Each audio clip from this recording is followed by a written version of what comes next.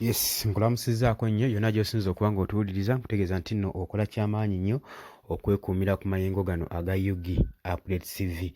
Baganda bange mukuliko obwakedde, mukuliko ennyo obwakedde muganda wange. Kaakati nno kusinziira ku bizze bitambula ku social media, opposition abali ku ludda olw'opposition bavuddeyo ne badimandinga General Muhoozi Kainerugaba. Bavuddeyo ne bamudimandinga asobole okuba nga alekulira ekifo kye nga Chief of Defence Force ekya CDF. Nsonga ki? Gwe ky'oba okola subscribinga busubscribings ku Yugi Update TV, sharinga, commentinga, mbeere nga obifuna bulungi mu bujjuvu gwe mukwano gwange ali eyo ampuliriza. Weekuumire ku Yugi Update TV. Era amayengo gano kutegeeza nti nno gwesinzira okuba ng'otuwuliriza. Baganda bange bali e Bulaaya, Saudi Arabia, ntera w'amayanja, nammwe mbanirizaako nnyo. Mwebale kwekuumira ku mayengo ga Yugi Update TV. Mukola kyamaanyi nnyo. Wabula gwe atanaba kuba ng'osubscribinga, kutegeeza nti genda mu maaso osubscribinge, osharinge, okomentinge. Gwe muganda wange nakugamba jjamu mu comment section tubeere nga tukubaganya ebirowoozo ku nsonga ze tuba tutaddeko. Zino ensonga tetuziteekako mu bubi, wabula tuba tukubaganya mu birowoozo, naawe kennyini olabe ki ekyandisaanye okukolebwa. Njagala nnyo omuntu ajja n'awabula n'ayogera ng'ayogera olw'ekyo ekisaanidde okwogera nga kiri relevant n'embeera eriwo, wabula nga tajja kwogera kwagala muwulira, wabula nga tayogera ku defendinga nsonga, wabula nga ayogera okucorrectinga ensonga n'ekikyamu n'avaayo n'akikritisizingako. Mwewe mutyo mbaagala nnyo. Naye oli ajja nga ye ajja ali one sided nga tagenda kuteekawo matter of correction, mba njagala buli nsonga ne mugikubaganyako ebintu mugamba naye okusinziira eyo ensonga eri weeti, wadde gundi waffe tumwagala nnyo naye kino yandisaanidde n'akikola waati ne waati. Kati abantu nga mmwe tuba tubyetaaga musegenya, kubanga ne beemukomentingako nabo babeerako ku Yugi Update TV nga bawuliriza.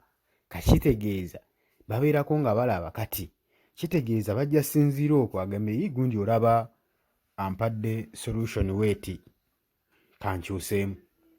Kati ensonga weezityo we ziri mukwano gwange gwe ali eyo ampuliriza, naye nga saagala kulisaayo muganda wange. Ab'opposition badimandinze nga bakambwe nnyo bavuddeyo nga bagamba General Muhoozi Kainerugaba alina okuba nga alekulira ekifo kye ekya CDF. Bavuddeyo ne bagamba nti ensonga eno esusse ew'omulamuzi. Kaakati nno Democratic Party DP evuddeyo ne motivation empya ng'egamba ye demandinga remove ya General Muhoozi Kainerugaba abeere ng'avaawo ng'alekulira ku mulimu gwe nga Chief of Defence Force. Lwaki?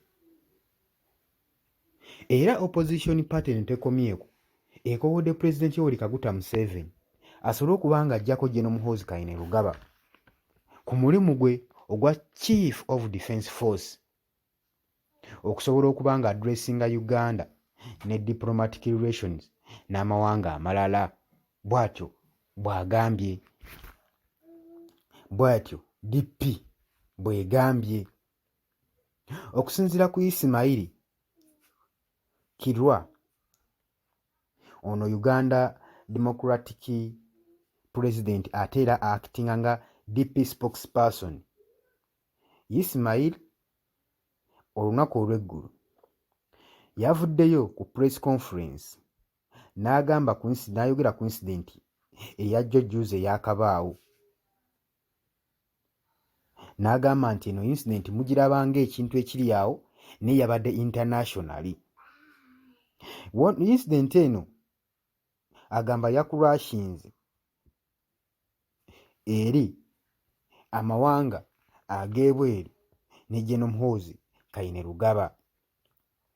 Agamba atya? Agamba Muhoozi okuvaayo n'alangirira n'ateeka positi ku social media etiisatiisa n'okukanga ambassador wa US William Pope, kintu ekyabadde ekiteekawo obunkenke eri eggwanga lyaffe mu nkolagana n'amawanga amalala ag'ebweru era kirina engeri gye kyakusazaamu diplomatic relations n'amawanga ago ag'ebweru gwe mukwano gwange.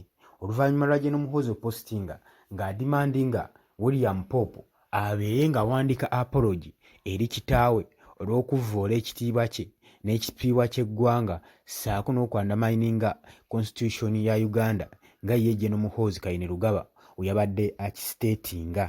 N'agamba nti nno ekintu ekyataddewo nnyo obunkenke eri gavumenti ya US n'ambasada ssaako ne General Muhoozi Kainerugaba era ekintu kyagambye kigenda okuba nga kitaataganya relationship diplomatic relation eggwanga lya Uganda ssaako n'erya US.